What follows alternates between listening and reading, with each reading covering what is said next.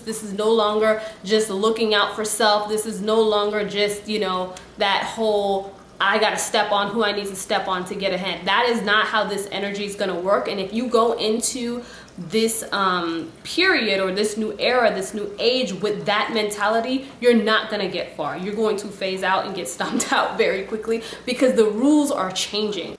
Welcome back to Elevation 44. It's your girl B. And I am back with another video as promised, long overdue, long awaited. I know everyone is been hearing about this and maybe you haven't heard about this and you want to know more about it and you just want my take on it. I'm here to finally give you my whole breakdown on what's happening on December 21st, okay?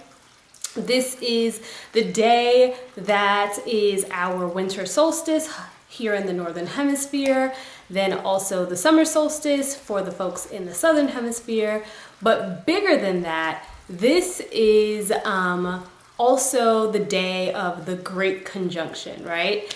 And we're going to talk about what that even means, the Great Conjunction. But this is when Saturn and Jupiter are going to be aligning at 0 degrees Aquarius, okay? So I'm gonna give you my take on what I think that means in terms of what kind of energy is about to usher in and the significance of everything and how you can, you know, work with this energy, what you need to keep in mind, and just, you know, bring you all the good stuff, okay? So let's just not waste too much time chatting because I have pages of notes and I'm going to consistently look down because I don't want to miss anything. I've written so much. I literally have 4 pages written here, but I wanted to be thorough. I wanted to give you the entire breakdown. I wanted to make sure it came from a thoughtful place, but not in a place where it was just like too much, right? But I want to make sure that you have everything that you need to understand what's happening on December 21st. And that way you can be good knowing that you know enough to operate and do what you need to do. And if you want to go dive deeper into research, you know, always do your own research. I always recommend it, okay? Again, if you are new to this channel, hello, I'm B, and I talk about all things astrology and spirituality, and more so in terms of helping you so that you can reclaim your power, so that you can heal, so that you can navigate this thing called life. So we use astrology to help ourselves do that. And that's what we do here on this channel, okay? So let's get right into it. So like I said, on December 21st, there's a whole lot happening, okay? The first thing that's happening that's major that you're probably hearing about a lot, especially if you follow astrology, is that Saturn and Jupiter are conjuncting. And conjunction just means that they are aligning and blending their energies together. This is also happening, like I said, on the day of the winter solstice, okay? Now, what is the significance of the winter solstice? Now, the winter solstice is simply, if we're just looking at it from just an overarching view, it is the day that is the shortest amount of hours of sunlight and the longest amount of nighttime hours, okay? So this is what the winter solstice is. On the flip side, if you're in the southern hemisphere of the world, you are celebrating your summer solstice. And so this is when, again, on the flip side, when the hours, the daylight hours are the longest and the nighttime hours are the shortest. So it's inverted depending on what side of the world you're on, right? Southern or northern hemisphere.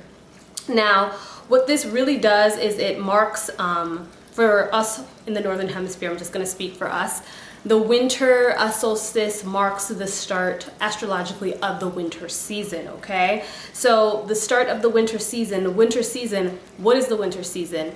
Spiritually, this is a time, not only spiritually, but physically, right? This is a time for rest. This is a time for reflection. This is a lot of time where we're in darkness. It's cold. This is the time that we go within, right? In the darkness to rest, to reflect. And I like to call it the period of conception as well, because this is the period that we're in darkness, right? And all things are birthed from the dark. Think about where conception happens. Everything, all of that entire process takes place in darkness. So this is an important stage. Winter season is an important stage of the cycle of the seasons, right? Because everybody wants to, you know, be harvesting and they want it to be warm and at the peak, but you also need this other flip side of energy to even get to that part of the cycle. So this is a very important part of the cycle, that rest, reflection, that conception stage. Is also a time for cleansing and purification, okay? Like cleansing out the old to bring in the new. So this is really the period between the death and the rebirth, okay? So that's why I said this is like the conception stage, okay? If we pay attention even to nature, right, and we get our cues from nature, we see that this is a low time of activity. Very, very low time of activity for animals, for everything else. The animals retreat, they go into hibernation, they rest, they restore themselves, their energy levels, and this is a time for rest for them. So we really need to be paying attention to nature as we are following the natural cycles of life in order to align ourselves better to what is happening, okay? All right, now, with talking about the winter solstice and you knowing now what the winter solstice is, the significance of that, let's talk about why everyone is making a big deal about Saturn and Jupiter and it falling particularly on the day of the winter solstice, okay? Now, I will say, I'm gonna get into it, right? But it is really bigger, much bigger than just these two planets and the winter solstice. There's a lot going on here that I hope that I can, convey to you, and that you can take the meaning out of this and see like the bigger picture of what's happening here, okay? So first, for us to dive into this and really get a understanding, I want us to get the lay of the land. The first thing that we're going to start with is the Mayan calendar, okay? Now, why are we going to the Mayan calendar? The Mayans predicted the end of the world. People are saying the Mayans predicted through their calendar system the end of the world on December 21st, 2012, okay? I think like all of us at one point or another had heard around 2012 that the end of the world was coming. Everybody was making all these predictions that the end of the world was coming and all of that good stuff, right? Now, the reason why I'm bringing up the Mayan calendar is because this particular date, December 21st, which is the winter solstice in 2012, marked the end of their calendar system, which is called a long count calendar, all right? The calendar system that they used to track time was based both on solar and lunar activity. Now, we have had many iterations of the calendar since then, right? Including the current calendar system that we're on now, which is the Gregorian calendar. Now, this calendar, the Gregorian calendar, was adopted in 1582. This Gregorian calendar, I actually have a whole video where I talk about how I feel like this calendar system that we're on is ass backwards. And the reason why I'm not a fan of this calendar system is because it does not account, it's strictly a solar calendar system and does not account for the lunar cycles. And that is a very, very big piece in tracking time for us. So I believe that the current calendar system that we're on is way off. Now, to say that, I will say that because the Gregorian calendar tracks time differently than what the Mayan calendar did, the 2012 that was on the Mayan calendar is actually believed to be what is now present day 2020. So the end of the world predictions that were made for the winter solstice of 2012 are actually what some people are saying relevant to the time frame is actually 2020 because the calendar systems are off, okay? Now, the Mayans were not predicting the end of the world, that the world would just like have a disaster. People went to extremes with these predictions and said, oh, we're gonna crash into another planet. Oh, the world is gonna cease to exist. The earth is gonna cease to exist.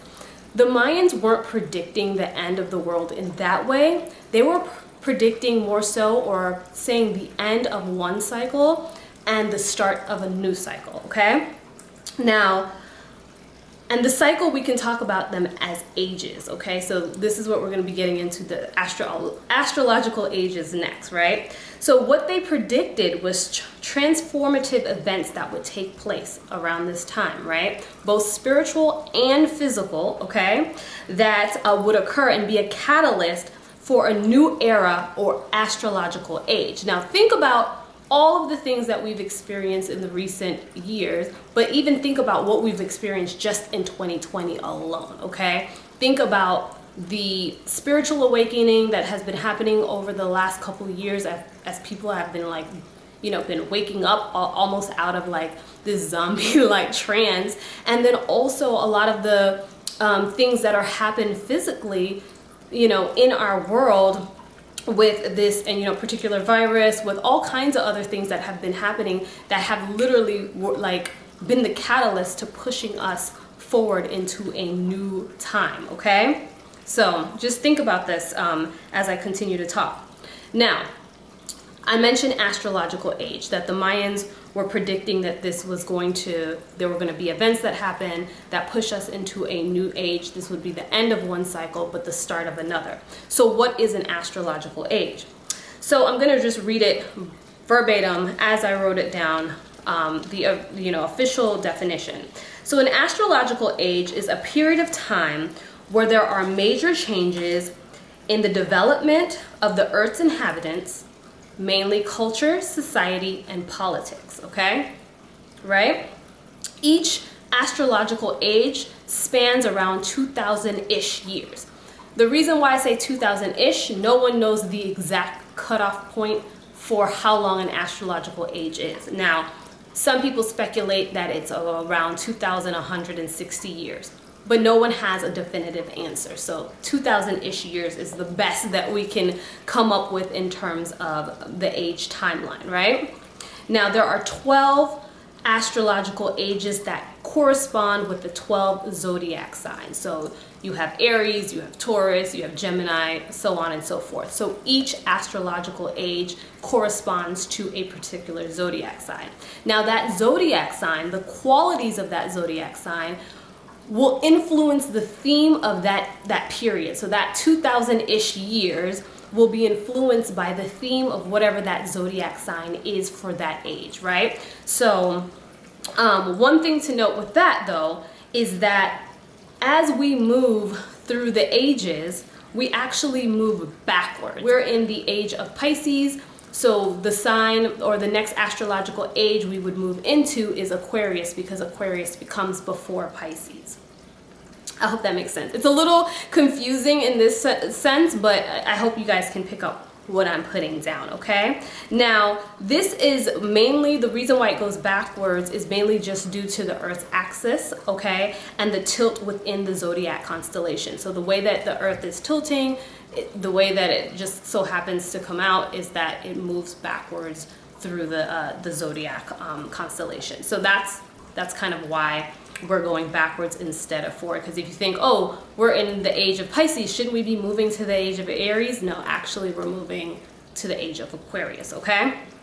Now that I've explained the winter solstice, the significance of that, I've explained an astrological age, you understand what that is. I've explained what's going on with the Mayan calendar and the tie between the winter solstice of 2012 and the winter solstice of 2020. Now let's just talk about how all of this comes together, especially when it comes to this whole Jupiter and Saturn conjunction.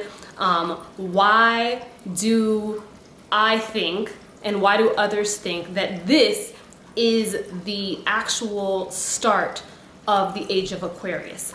That this is the end of one cycle, one era, which is the Age of Pisces, and now the start of another, which is the Age of Aquarius, okay? So,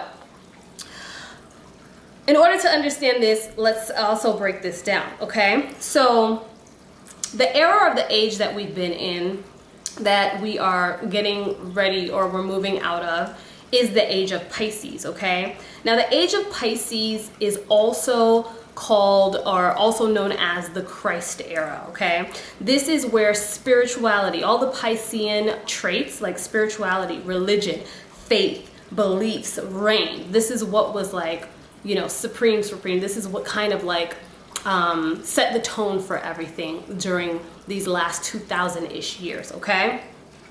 This is the time where religion was established and many people made great sacrifices for their beliefs, okay?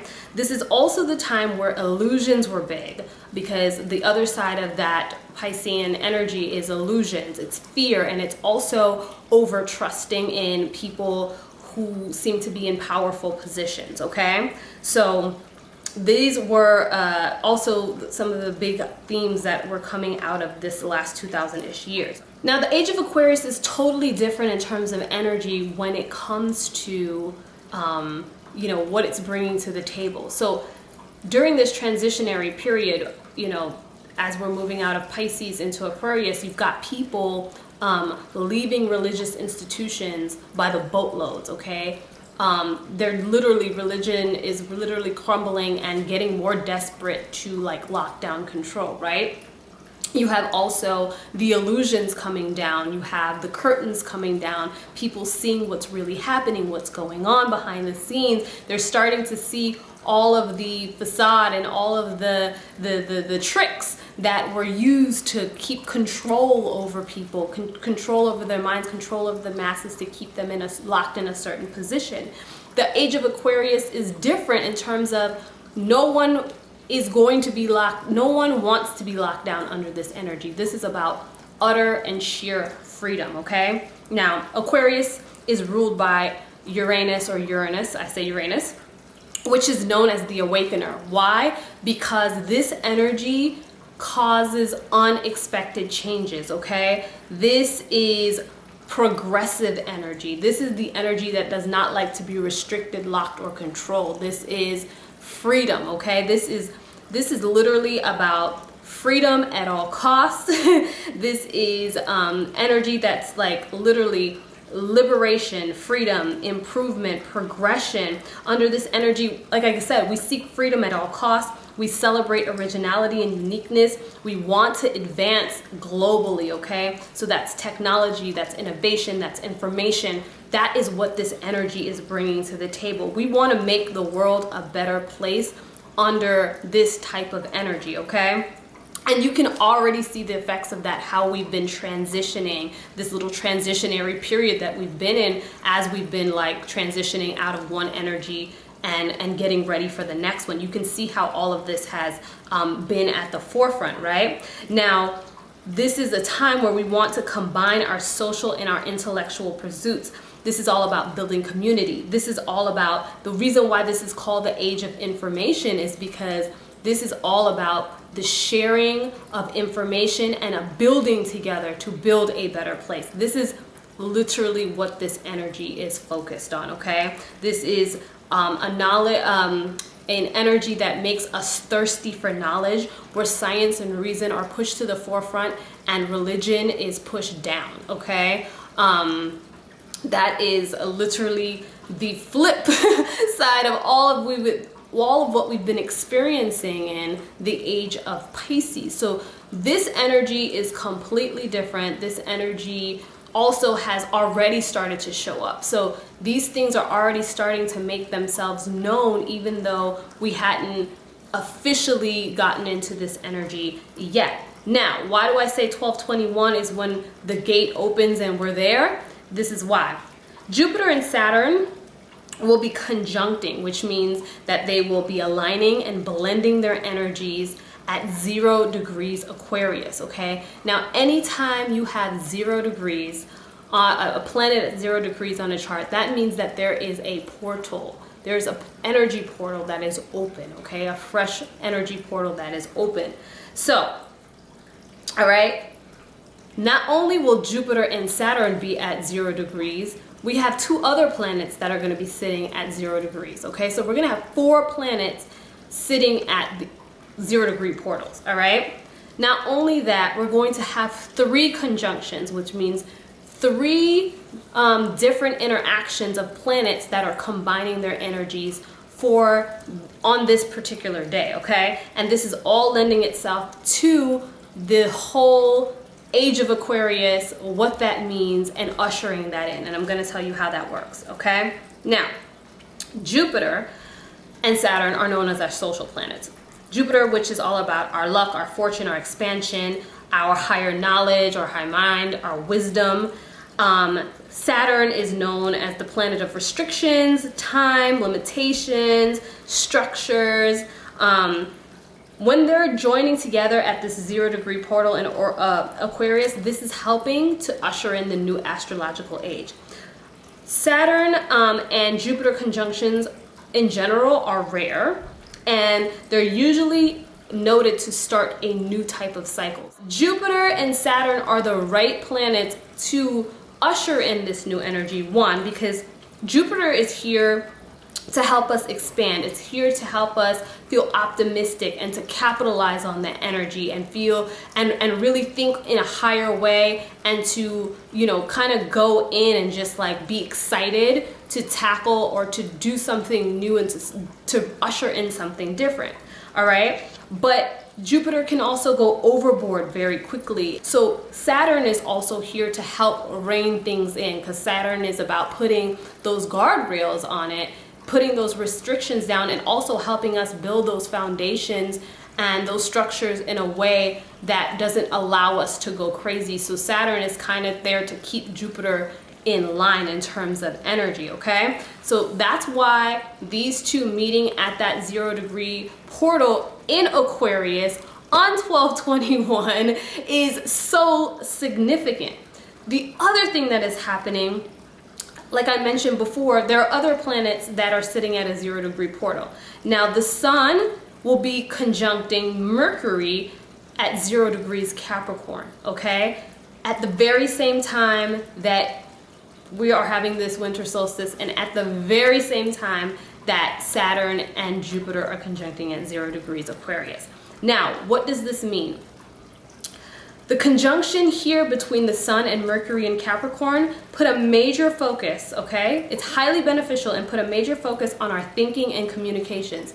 Again, back to that same energy, okay? It is prime energy for sharing ideas, so sharing information, for progression, processing information, and interaction with others, okay? So this is again lending itself back to the Aquarian energy of sharing, of community, of information, of thinking, of advancement. All right, so being in the sign of Capricorn, this is highlighting changes to our structures, our foundations, our government, business, leadership, and the people who are in control. So the way we do things is changing. It is changing with this energy. So this is supporting. This is the energy that is also coming in to support that Saturn and Jupiter conjunction in Aquarius. So as this Aquarius energy is being ushered in, this is more supporting energy for that same thing. Another conjunction that is going to be happening on this very same day, there's so many conjunctions happening, is that Uranus and Lilith, Black Moon Lilith, are going to be conjunct 6 degrees Taurus, okay? Now, again, they're blending their energies together. Now, how are these two working together? These two must have freedom at all costs, okay? And if they're not getting freedom, these are the two energies that require freedom, okay? And if they're not getting freedom, they will rebel. We'll go ham, we'll go buck wild. Freedom is of the topmost priority, all right? Now, what they're working to do is to bring in an energy where we're going to be working to set ourselves free. Trying to kick that scarcity mindset to the curb. That is literally the goal of this energy. Feeling trapped, that scarcity mindset, feeling insecure, feeling like there's not enough security, that there's not, enough safety, that all of that is going to the curb. And with it happening in the sign of Taurus, this is expressing itself as an overhaul of our current value system, seeking freedom again and security, And especially with it happening, all of this energy outside of the Saturn and Pluto conjunction, Saturn and Jupiter conjunction happening in Aquarius, all of this other supporting energy is happening in earth signs, okay? Because we're talking about Taurus and Capricorn here. So this is major shakeups in our material world, okay? So the way we deal with money is going to change. The way we work will change. Who's in power will change. What we value it will change. The way we do business will change. The way we treat this earth, this material, you know, place that we're in, this material plane, that will all change. These are all changes that are shown on this chart on 1221 as this energy is being ushered in. It all points to the start of the Age of Aquarius because it's the same energy, okay? This is a time of collaboration. If you are not doing something to help the collective, to contribute to the collective in a bigger way, then you're going to get left behind. You're going to get phased out with the old, okay? Because this is all about, again, collaboration. This is about community. This is about advancement globally. The way we're operating is changing. This is not going to be the same energy that we've been operating in for the last 2,000-ish years. And that's what all of this transition, all of the things that have been happening have been trying to push us in the direction to get ready and to get on board for this, okay?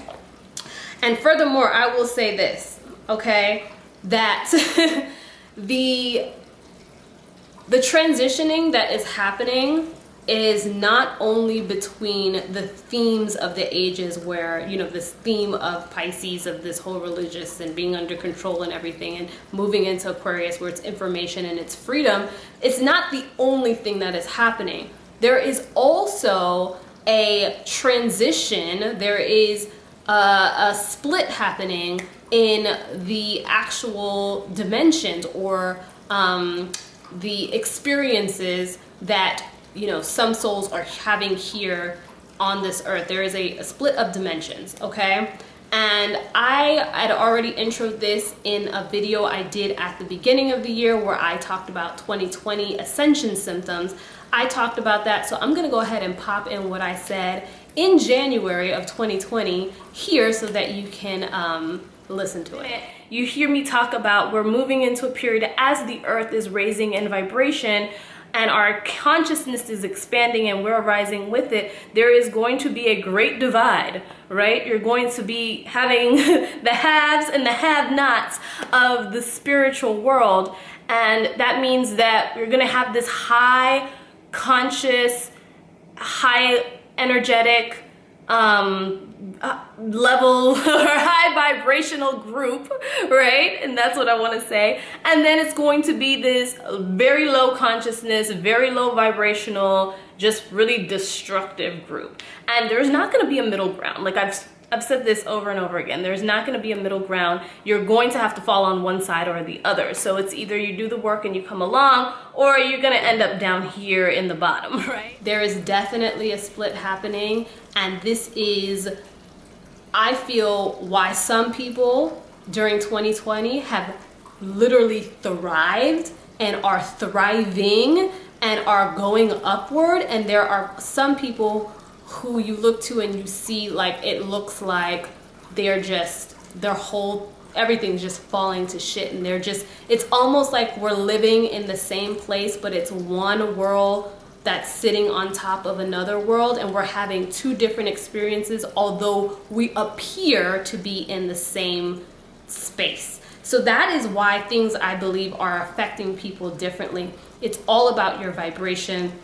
It's all about where you're at on a conscious level. So again, that's why I make these videos, and I'm always consistently telling you guys to tap in to yourself, to get aligned, to do your shadow work, to learn astrology, to learn your own natal chart, to help guide yourself into the higher levels of vibrations, because the experience is definitely going to be drastically different, and those who can't get with it and move up are going to get left behind, and that is not, it's not going to be a pretty story. So that is just my 2 cents on the whole situation. This is what I really think that 1221 is ushering in, just reading the charts and my own intuitive downloads, looking at the past history and just looking at everything that is presented. To me, all signs point to Age of Aquarius starts now, okay? So some of the rituals that I would recommend that you probably need to capitalize with this energy on this day, I would definitely look to maybe do a cleansing or a purification type ritual where you're moving, because we're getting ready. We got some new energy coming in, so move out that old energy, clear out. Like if that means cleaning yourself spiritually, taking a spiritual bath, cleansing your space. If getting all that stagnant old energy out, if that means getting rid of stuff, like physically getting rid of stuff that you don't need, like literally do a cleanse, get rid of it, goodbye. Like you're not bringing any of the old stuff. It's like if you were moving into a new house, you would not bring a whole bunch of crap that you didn't need into your new house. You would get rid of it, right? And then move the most essential things into your new home. So that's kind of the same thing that I would think about in this sense as well. Then the next thing that I would recommend ritual wise is definitely reflection or introspection, because again, this has happened on our winter solstice. This is a period of darkness. This is a time of inward reflection. But then also with that inward reflection, setting some intentions on how you're going to integrate yourself into this new age, into this new era, because everything is changing, everything is different. How do you contribute? How do you contribute to the bigger picture? What are you going to do to add to the table to help, the collective? Because if you're not doing something to advance the collective in terms of sharing information, in terms of helping people, in terms of doing something that is valuable to the collective, again, I don't know what's going to happen with you. I really don't. I mean, I hate to say it that way, but that's just what it is at this point. We just got to be really blunt and to the point, okay? So definitely that would be the second thing I would recommend. And the third thing that I would recommend ritual-wise is spending some time to connect with your ancestors and your spirit guides. If you don't have a dedicated space or an altar or something where you connect with them, maybe creating one during this time, because you're going to need all the guidance that you're going to need, like all the guidance you can get as we move into this new age, and things are going to be rapidly changing. Things are going to progress quickly. Things are going to feel out of control. There might be, and again, when you have a transition of anything, power, leadership, energy, anything, there is always a transition period that is a struggle, right? Where the old is still trying to fight to hold on and the new is trying to take over. And it can get ugly sometimes, and the energy can, feel out of control at sometimes before it balances out. So you're going to need all the guidance you can get. Connecting to your ancestors, your spirit tribe, whoever you connect to would be most beneficial to you at this time. So that's what I would recommend in terms of rituals. In terms of cleansing materials, I don't have any herbs that I'm going to recommend, but I will recommend resins, because when it comes to cleansing out the energies, these are going to be your stronger things. So white copal resin helps clear out energy. It also helps raise your vibrations. It also opens the energy for abundance and creativity. And you just, you get resin and you can burn it on a charcoal disc. That's usually how I burn mine. So resins are very powerful. If you can get your hands on amber resin, that will be another good one. And amber resin is great for the meditation, purification, luck, and spiritual balancing, which we definitely need during this time. If you can't get your hands on either of those, and you can get your hands on frankincense, that also works. So those are kind of like the cleansing tools that I would recommend, because we do need something stronger than sage. We do need something stronger than just the regular schmegular. Like if that's all you have, then work with it. But if you can get your hands on some of the stronger stuff, that will help cleanse out, but also bring in the good energy and the things that we need at this time to keep ourselves high and to boost ourselves up and to, push ourselves in that direction, okay? So I hope that all of this has been helpful. I know I've been talking for a while on here, but I wanted to be thorough and I wanted to kind of give you the entire breakdown so you can understand what is happening with this energy. So there it is, the start of the Age of Aquarius, in my opinion. And let me know down in the comments what you think. What are your thoughts on all of this and what's happening on this day? Do you agree? Do you disagree? Would love to read what you have to say down below. And the next video that is coming out will be the video on the Sagittarius new moon solar eclipse, okay? So woo, I won't even get into it. There's a whole, there's a lot going on with the solar eclipse. The last solar eclipse that we had on the summer solstice was something else. It definitely impacted me. I saw it right away. It completely flipped my world upside down, in some good ways and in some challenging ways as well. So I'm really excited to get into this upcoming video on the Sagittarius new moon and solar eclipse, okay? So stay tuned for that, and I will see you all in the next one. Peace.